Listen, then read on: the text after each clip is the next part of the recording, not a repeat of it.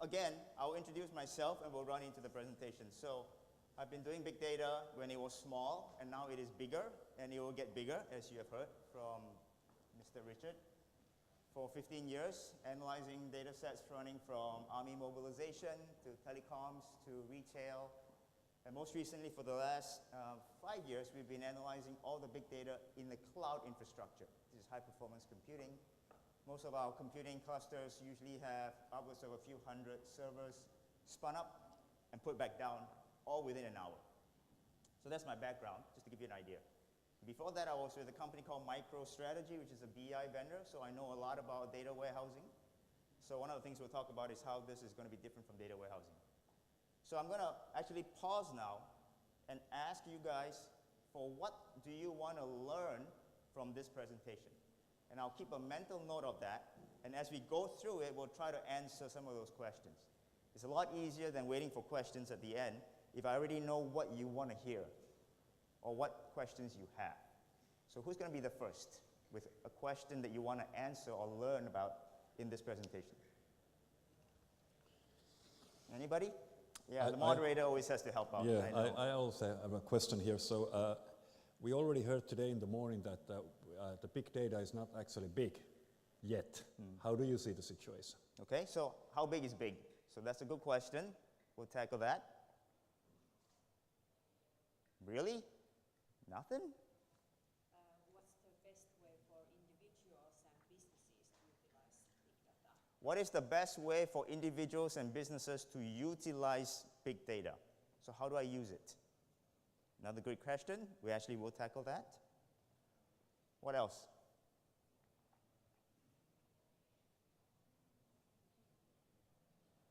I'm going to wait until the third one comes along.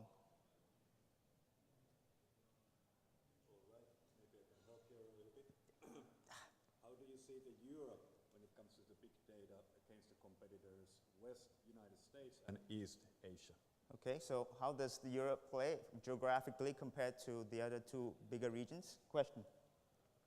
Where do you see big data, let's say, in an evolutionary process? Like, are there any steps like, day one there was this and this, now we're on big data? What might be the next evolution? So is big data just a step in a longer process? And if yes, what might it look like? I'm actually surprised that nobody asked what is big data. But we will tackle that because you need to know what big data kind of is. So there's a lot of hype, so it's good to start going that way.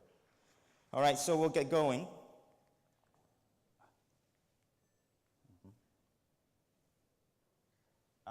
And if there are any questions, anytime you can stop me.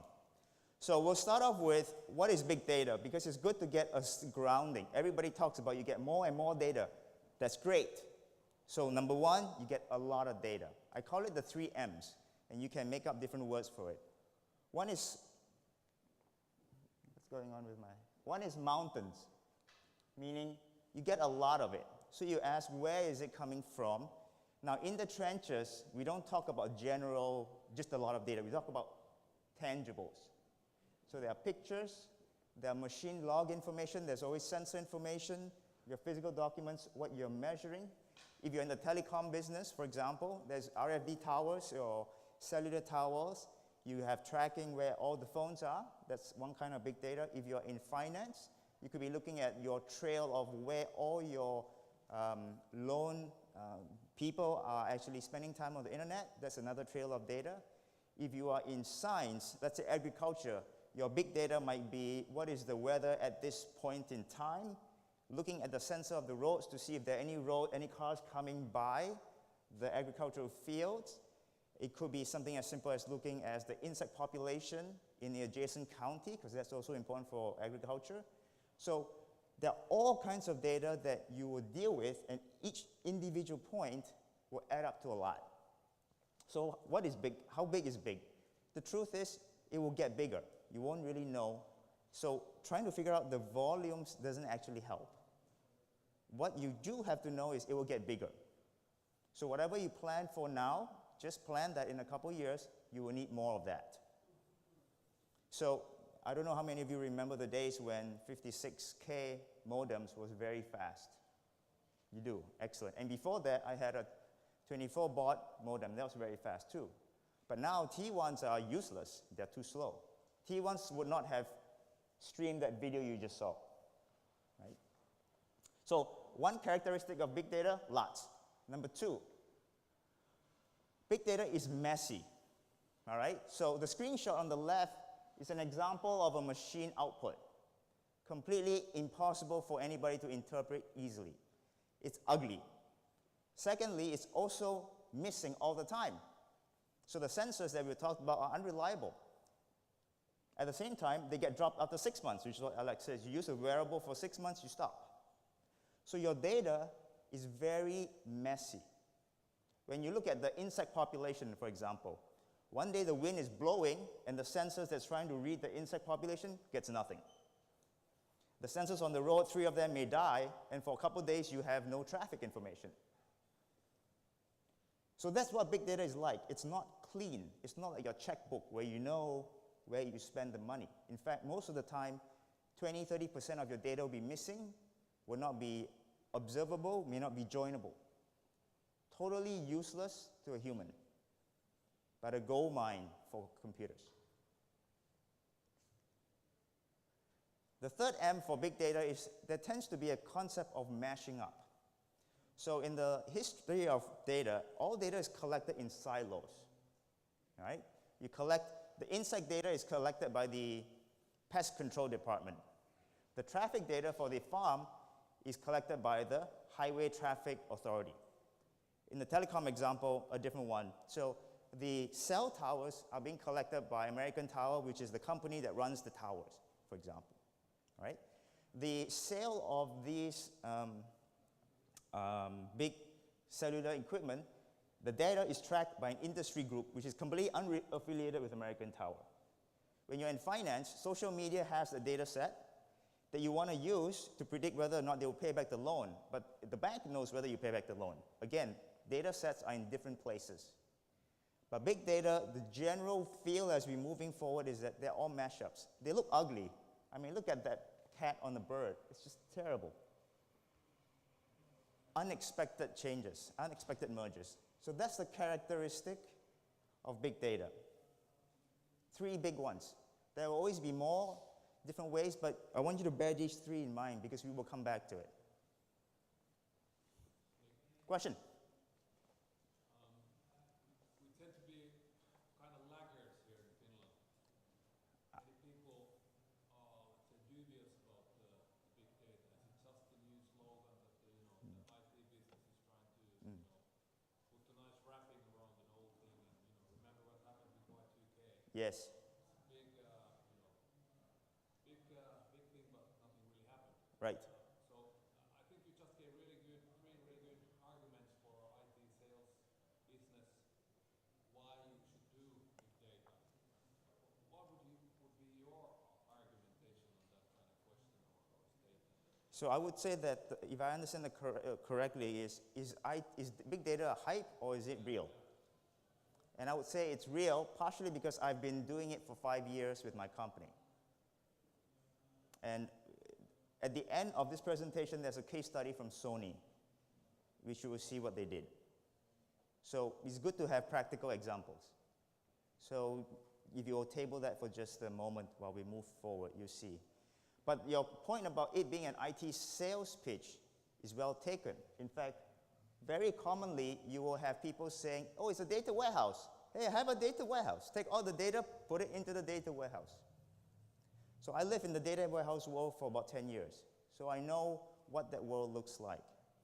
And big data is not data warehousing, and here's why. Number one, large volumes, right? Most of the data warehouses in the world today are somewhere in the sub-petabyte range. Maybe 500 terabytes, maybe a petabyte. When we're talking about big data, we're talking about multi-petabytes in volume. So there's basically 3 more zeros at the end. So when you have 3 more zeros at the end of your size of your data, the amount of equipment you have to manage it actually goes up by another 3 zeros. So it's not cost effective to put every big data things into your data warehouse. Just won't work. Okay, so they have their different places. Secondly, there's missing data. So if you know data warehousing, some of you might be technical, you will know what SQL is. SQL has joins. Select the sales where the user ID is also found inside the fraud list. Right? The user IDs have to match perfectly before you can get a visualization of that data.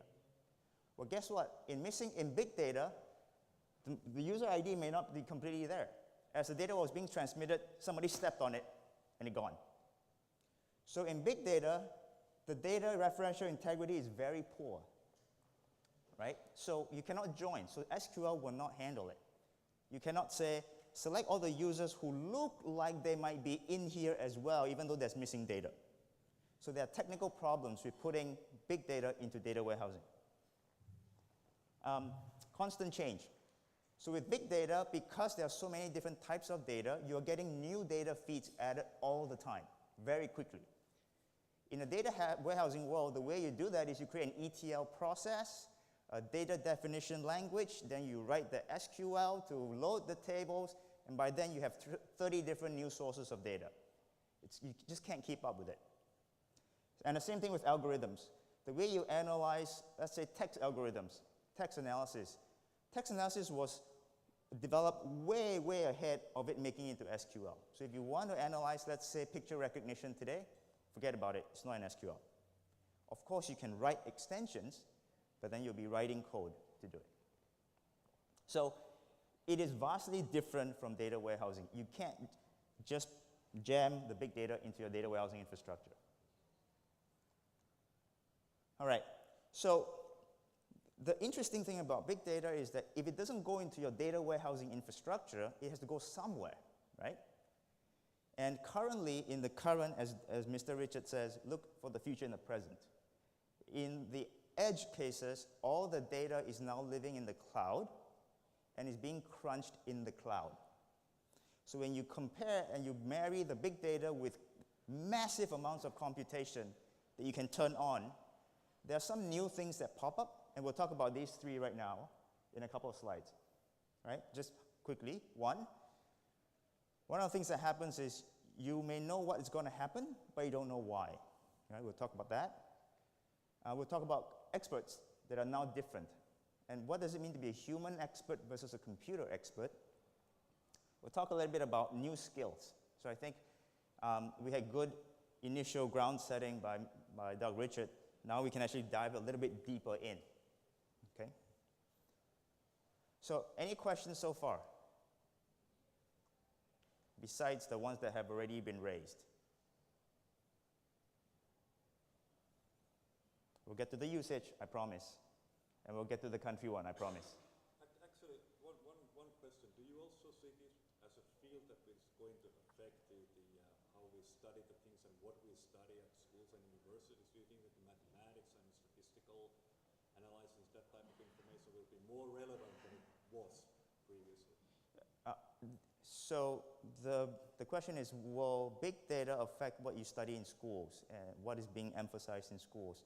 And this is a fairly personal question, and my general answer is that in schools you learn how to learn. Right? So to the extent that this is something new, you will learn how to learn through data. In the past, you learned by watching, by reading, by seeing, by practicing. Now you will learn by analyzing hands-on a lot of data available to you. But we'll get to some of those. That's the last part, the last skills section. All right, knowing why, knowing what but not why. So anybody knows who that might be? The lady. How many of you have children who had jaundice before, meaning that yellow skin when they were born? Anybody? One. Mine was two, another one in the back. Now, the cure for jaundice is phototherapy. You go under the light, the blue light comes in, and it changes something to yellow, from yellow to non-yellow. Jaundice is bad because it kills brain cells, so that that particular bilirubin molecule goes to your brain and it kills it. So they have to get rid of it. Now, this woman is Nurse Jean Ward. She believed that babies should be in the sun to get fresh air. And she inadvertently discovered the cure for jaundice because some babies that were out in the sun were wearing clothes that were covered by the sun and some were not. So when the babies took off their clothes, they found some patches were no longer yellow. So they knew what the cure was, but they did not know why. It took many years for them to discover why, because you needed molecular science to figure out that the radiation was changing the molecular structure of the bilirubin. Okay, so already we do that all the time. We know what to do, but we don't always know why. And computers with a lot of data will actually make this worse. And the last part here is it challenges your philosophy of whether you will act if you don't know why. So Doug Richards said that there's a lot of businesses that will act, that will make money, and that's absolutely true, and the examples are next. But sometimes in your personal life, if you don't have enough information, you will still need to act. And as a business for you guys, how you use it is if you predict something is going to happen, but you don't know why. So my recommendation is you should still find a way to act in a low-risk manner. And we'll have some examples. So more examples of acting without explanations, right? Jaundice, Amazon, the recommendation algorithm. Does everybody know what that is? Very straightforward. People who bought this seem to also buy other things. It's a brain-dead algorithm. It doesn't tell you why I think you will buy it. It doesn't tell you why other people bought it. There's no why at all. No why is being asked, but it generates more than 25% of Amazon retail's revenue. Okay? FICO scores, this is a somewhat US-centric point, I'm sorry. So in the US, we collect a lot of data about people who have loans. And the FICO score is something that helps you predict whether you will pay back the loan. All right? You get a score. My score is blah, blah, blah. The higher your score, the better you are. You get a lower interest rate. There's no explanation for why I will repay the loan or I will not repay the loan. The number just tells you how likely you are to do it. And taking the example from Europe versus the US versus Asia, I think that, at least personally, my experience that the US is a little bit more ahead in terms of using data to generate this kind of simple insight that you can use. Because what you don't want to do is to see lots of charts, okay? So when you look at big data, you don't want to have a lot of charts because you don't know what to do. What you need is to distill it to a single number that lets you pick, yes, I will do this, or no, I will not do that. So that would be one way you can use the big data. And then we got Sony example case study, which you will see at the end of the presentation. Okay, the second point, the new implication. So the first implication is that you can't always know why, but you should act. The second implication really is expertise. So humans gain expertise by spending a lot of time with something. So if you read Malcolm Gladwell's book and you talk to a whole bunch of people, they'll say it's somewhere around 10,000 hours plus or minus some amount. If you have deliberate practice, so you're really focused on learning something and becoming very good at it, right? Now, the human eye transmits about 1 million bits of information to the brain every second. So, as an example, now we're going to compare a human to a computer that's learning. If your eyes are open all the time for 40 years, right? All the time, you don't sleep, open, learning all the time, you will process about 16 terabytes of information after 40 years. Visual information. Because you have two eyes, that's double that. So maybe you're doing 32 terabytes. And if we evolve to have more eyes, then we'll have more. But for now, we only have two. So that's an important number. It's quite small, actually, when you're considering we're generating zettabytes of information compared to what you are processing through your visual cues. And our human expertise is mostly has a causal bias because we evolved on the plains where there were lions, right? So if the lion eats the baby, the lion is dangerous. I don't need a statistical confidence interval. Lion eats my baby, lion is bad. End of story. Very simple. That's the kind of stuff that our brains have been evolved to learn. And so you'll see a lot of biases that way. Question? One question on the previous subject about human eye translates. Do you have any information how much data all the senses that we have, basically our brain has to process for 40 years? I don't have that. Unfortunately, Okay. there hasn't been, because the quantification of how many nerve endings we have hasn't been done yet. Yeah, okay. That would be interesting to know. It is. But let's assume, just hypothetically, that it is 100 times that. Because your retina is very dense, right? There's a lot of nerve endings. So let's assume it's 100 times that.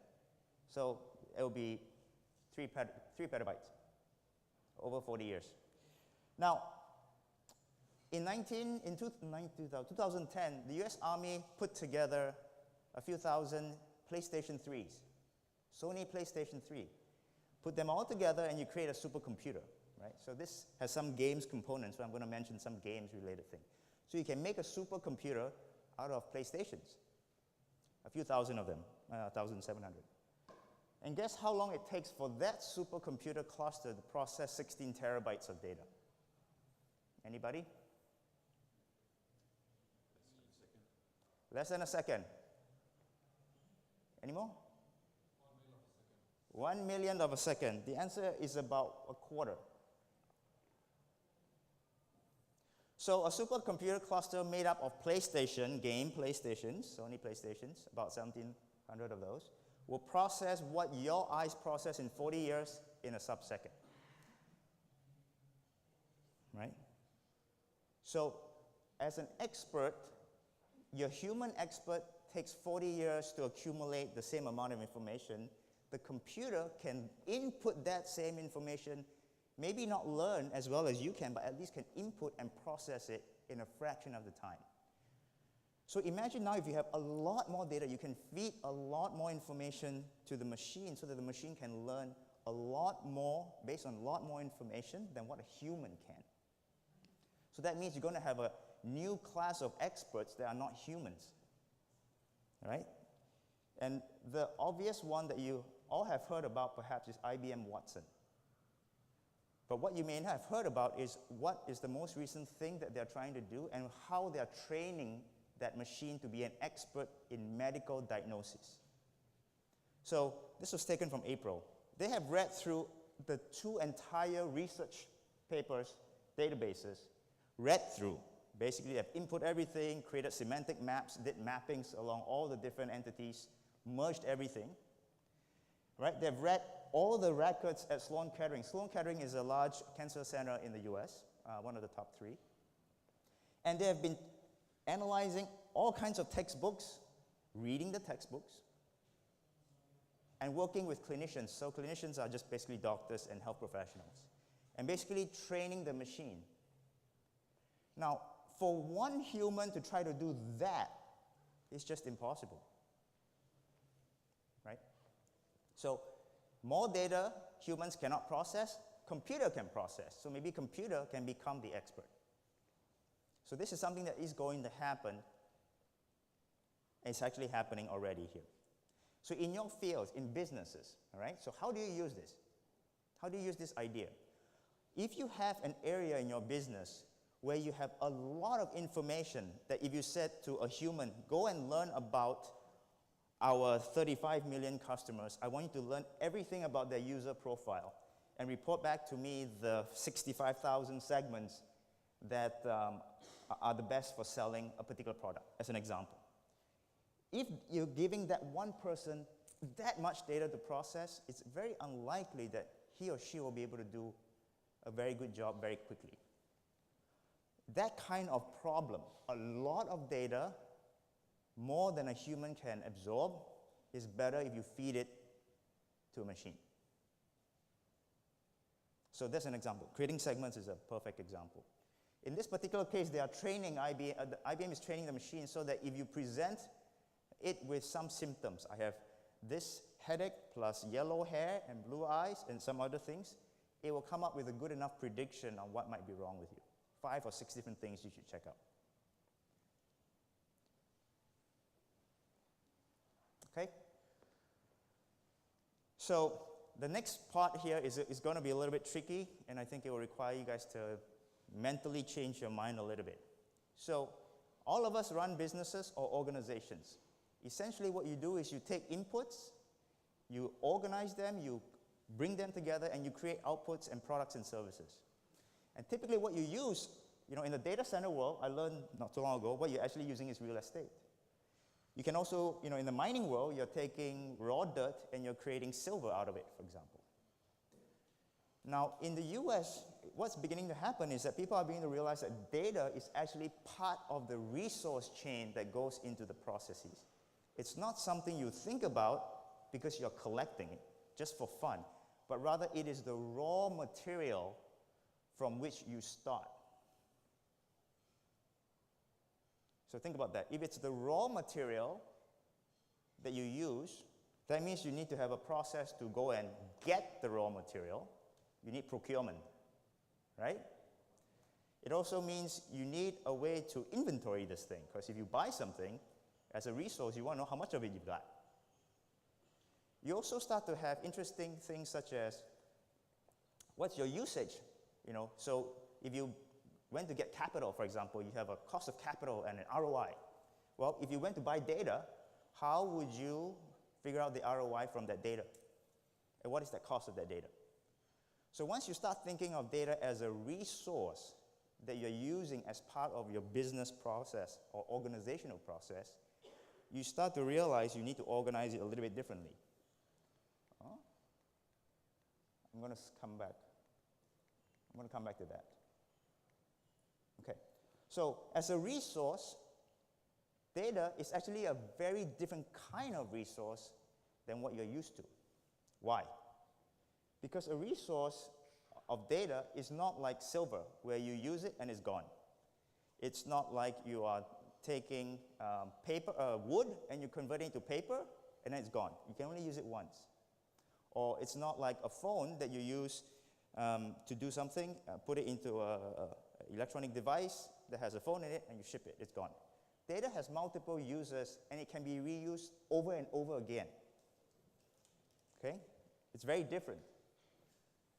Number two, it's parallel users. When I'm using it, somebody else can use it at the same time. Right? If I'm using a power plant to generate power, another company cannot use it. It's used by one entity. But data is different. Parallel users. All right, this part is very tricky. How are you guys doing here? Well, what you said is not quite true. I am absolutely sure that what I say is 100% not 100% true. There are always caveats and exceptions, but what do you have in mind? Well, sometimes you have to pay for the data that you use. I didn't say it was free though, right? Well, okay. Sometimes you procure the data, you have to buy it, like a resource. You have to buy stuff, buy power, you buy water, you buy stuff. So, for example, in the US, IMS is a good company. They buy data from the pharmacies, and they combine the data from the pharmacies into another product that they sell to the pharmaceutical companies. So data is a raw resource for you. All right. And then the third thing that's curious about data is its use is limited, as a resource, its use is limited by your creativity. And I would argue to your question that we are at the very early stage, not so much in the evolution of data from a collection or storage, but from a creative use of data perspective. All right, so what Doug Richards said about collect the data and then you'll make money from it later, it sounds a little bit like the internet bubble where you just collect users and then you'll make money from it later. So you may be quite skeptical there, but there are many examples in the US now where the collection of the data has led to multiple revenue streams from that data. So Sense Networks might be an interesting one. I don't know if you know about it, but they essentially give out a free app and they collect people's movements so you can geographically isolate where people are moving. It has all kinds of uses for example, epidemiology. If something is spreading from this location, you want to see what the density of people here are and where you can actually put the vaccines right away and predict where the disease will spread. So you can get there, number one. Number two, the density data on where people are traveling will affect your siting, where you will use site different businesses. That's another way you can use that data.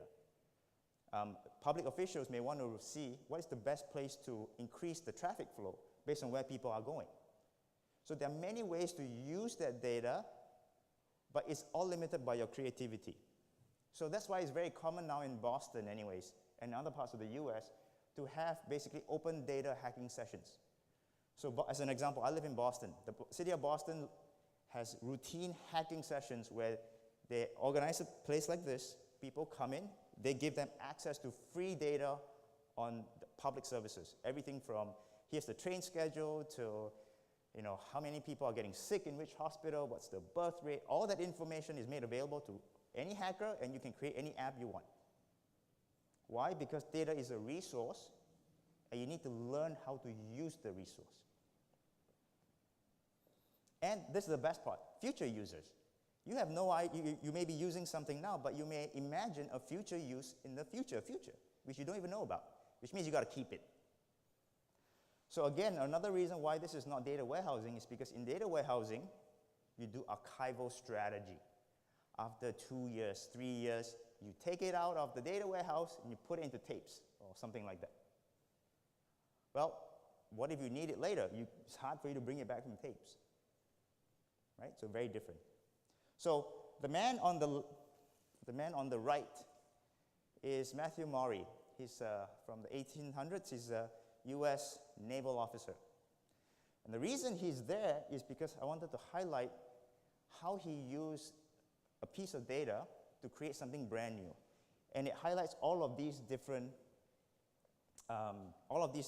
properties. So the data that he was using was captain's logs that the U.S. Navy required the captains to write. So every time you're sailing from A to B, the winds are going this way. I got stuck because there was a storm, and I saw an island over there. The captains had to dutifully write it down in pen and paper. All right? So what he did was he took 100 years worth of logs. 100. Sat in an office. There was no computers back then. So imagine what we can do now. Sat in a room, looked through all of them, and started mapping out sailing charts. So future use, the captain log from 100 years ago probably had no clue that they were creating a sail chart for the future. Parallel uses. The charts were also used to train naval captains on where to go. If you're going from A to B, this is the best way to do it. So that's one use.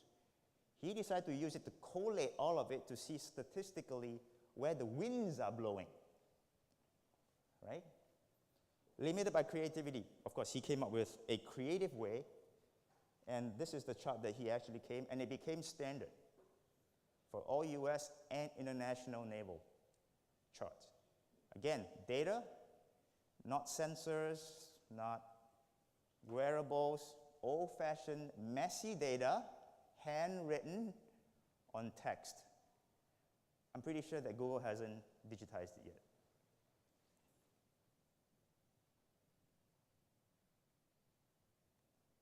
Okay, can we switch to the website?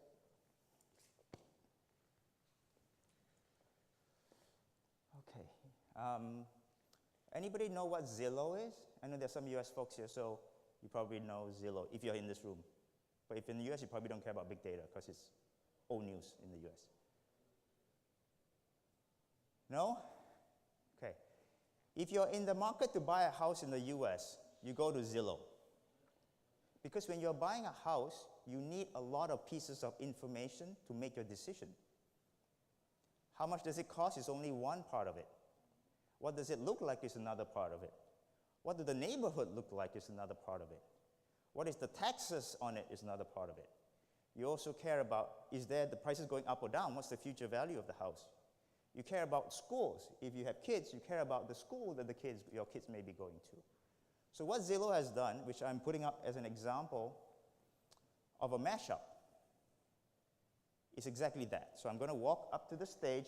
I know some of you at the side. Is there a pointer on this thing?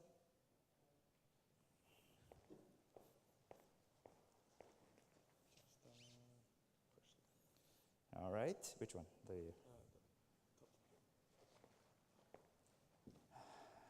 And I'm going to point at a couple of things. And help me scroll when you need to, okay? So this part here are pictures that are submitted by the real estate broker that somebody wants to sell it. This is the for sale price.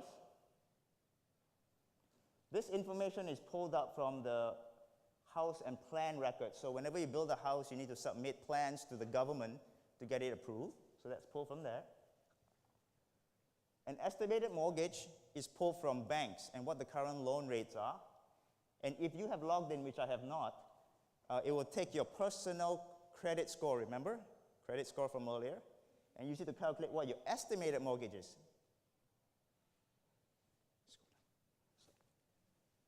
Over here is a bird's eye view and street view.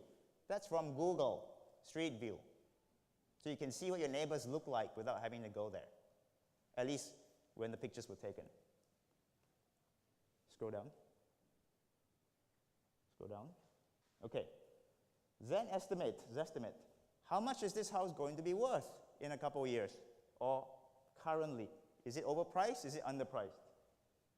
If you're going to rent it out, how much would it cost? How much would you rent, would you get? What's the income you can get? Again, all of this do not exist in a central data warehouse somewhere. They're all over the internet. Maybe some of the data is not absolutely correct, but they can join it even though it's messy. Scroll down. They show you, okay. Show you the up a little bit. Up. Price history. Okay, stop. Oops. Up. Stop. Okay. So there's an estimated line. Stop. Okay. Does it jump by itself? Okay, that's fine. So there was more things there. I'll just keep going. This is the tax history. This is the tax history from the state. How much did they get taxed? So that's all from government. This is price history. So they will say when was it sold. Again, this is also in the government records. Whenever it's sold, that actually gets tracked. Views, that tells you how many other people are viewing this house, have viewed it. So what's the interest? So what's your competition going to be like? So monthly payment, you've already seen. Scroll down. Stop. So here, they tell you what are the home services available. So not in the US, high-speed bandwidth is not uniformly distributed. So some parts may have Verizon, some parts may have Comcast, some parts may have AT&T. So depending on where you are, they'll tell you what is available and how much it will cost. So ADT covers that. You can buy furniture, roughly $459 for furniture because they know what the size of the living room is and how much furniture you're going to fit in it. Stop. Now you can see how much the homes around you are worth. All right? Imagine if you were doing this yourself, you are researching a house. How many different places do you have to go to before you can pull all of this? Down. Schools. If you're worried about the schools, they tell you if you live here, they'll go to these schools and the ratings of the schools. This information comes from greatschools.org, which is a separate organization. And they have gone to the state and district school areas to grab, if this address, what school do I go to? And then finally, help me make money, buy it through the site. Okay, keep going. And ads to make money. Okay, stop. Now there are other houses that are similar to this one. Remember the other people who bought this house also bought that house? They're very rich. They buy multiple houses. So there are other houses that are similar to this one that you can also look at. So discovery as well. So I spent some time on this site to let you see what a mashup truly is. It's not just putting locations on a Google map and you're done. This is truly useful. It's probably saved me, when I bought my house, 15 to 20 hours of time. just looking for that information. And how much is 15 to 20 hours of your time worth to you? PowerPoint. Okay. So that's option value. So if you have data, remember your data can increase in its value by merging it with other things. So another way to use it is to get other data sets and make it more valuable. Make your predictions better, make your segmentations better, provide more value to your customers. Oh, running out of time. Okay, I've got to rush to this. Small data is better than no data. So how do you start? If you are today, you go home to your company or your organization, how do you start? Start with small data. Get whatever data you've got to start with, and start by answering your business questions with data. How are we doing today? Very good is not a good answer. How are we doing today? We sold so much to so many users, and the average price was X. That's a much better answer. Data is a tool. You got to use it. It will not replace creativity. The game devs here, don't worry, will never replace the creative art of making games.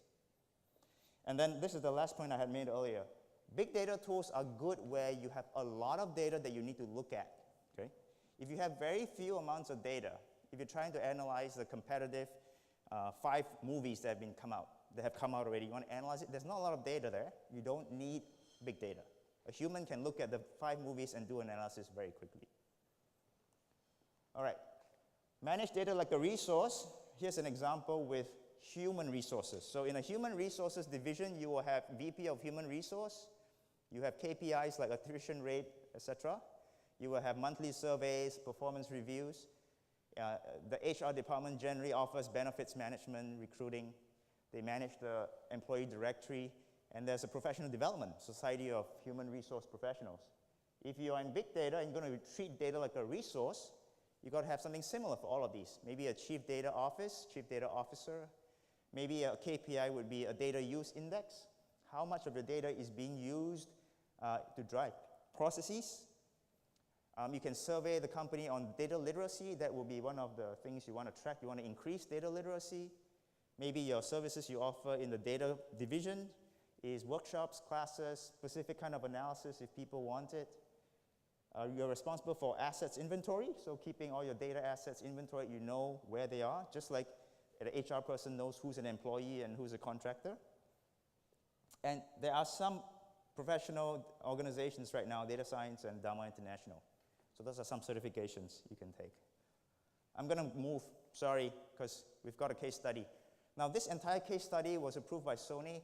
It feels like a sales pitch because I have to present it in its complete entirety, right? It's approved by Sony. I have to show the whole thing. So I'm not trying to pitch you. I'm just explaining what they did. So they used their data from the games, and they merged it with all kinds of different kinds of data, sometimes incomplete. We had a lot of missing data. And they used it to promote certain things to certain people inside a game. And this is what they found over 2 years. This is not a one-time thing. Over 2 years of sustained activity, they found that they were getting about 10% more sales. This is with an A/B test, holdout group, and then a test group. About 14% conversion rate, which is unheard of, and a 5x return on investment. Let me just go through quickly what they actually did. Okay, so what they actually did was within this game, DC Universe Online, they wanted to increase monetization. It's a free-to-play game, which is essentially like any service on the web today. You go and browse a catalog, you don't buy. You just browse until you want to buy. And they cohorted them into segments based on some of the predictive scores that my company does. And then they displayed specific nudges, messaging to different segments of users. Okay? So they have more sales. We talked about that. Conversion rate was very high, and this is important if you are worried about spam. So if spam is not an issue, you can just spam everybody 5 times a week, and you're all set. But if you're concerned about the attention that your users have, you need to target a certain limited number of communications to your users. The question becomes, which communication to which users? And that's what big data will help you do once you refine the segments. This is just a total cost of ownership thing, but basically it says the return on using the big data was 5 times the cost of getting all the processes set up to actually analyze and produce the segments needed, user segments. Well, yeah, that stuff is in the presentation, but we don't have to go through it. So are we good for questions? So I think we covered a question on the evolution, okay? It's on the way, but creativity is missing. We covered some usage examples. We talked a little bit about the relative maturity of the different regions in terms of data use. The Zillow example is everywhere in the US. Trulia, everywhere. All the startups do that. Data APIs are standard now. Okay, so I'll open up for questions before